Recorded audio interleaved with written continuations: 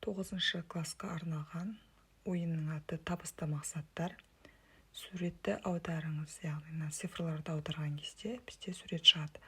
Ойын ережесі кездейсоқ сұрақтарды таңдау 1-ден 8-ге дейін дұрыс жауап берсеңіз, сұраққа сәйкес бөлік ашылады. Қате жауап берсе, сол сұраққа жауап беру құқығынан айырыласыз.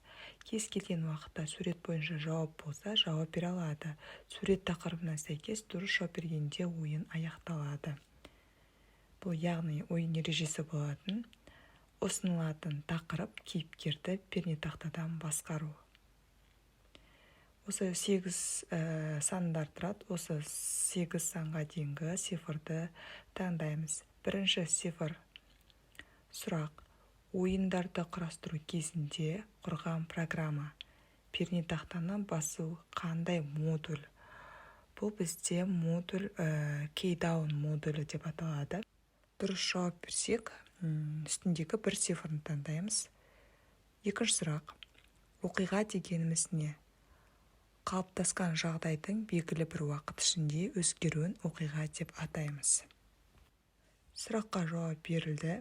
2 цифрын басамыз.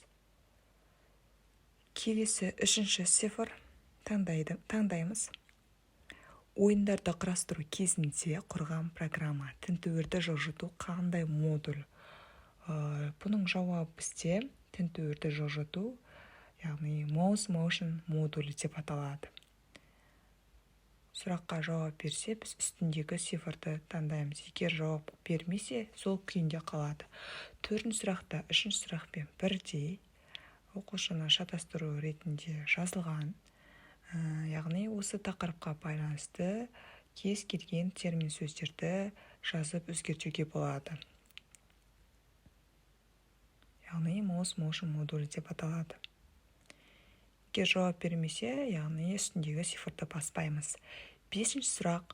Ойындарды құрастыру кезінде құрған программа ойынды аяқтау, яғни көп нүктенің орнында бізде көрсетілген уақыт аралығында деген сөз болу керек.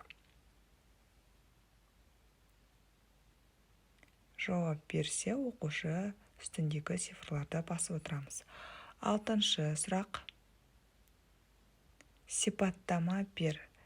X нижнее правило speed демон. Бұл жерде бізде екінші кодқа байланысты кітапта сипаттама беру керек. Ол бізде көліктің пиксельдегі жылдамдығы деп аталады. Келесі 7-ші сұрақ.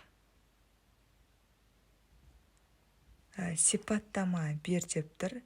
If event type by game keydown деп тұр. Оның сипаттамасы пернетақтаны басуды күтеді. Бұл бізде бірінші кодқа байланысты, есебіне байланысты. Келесі 8-ші сұрақ, соңғы сұрақ.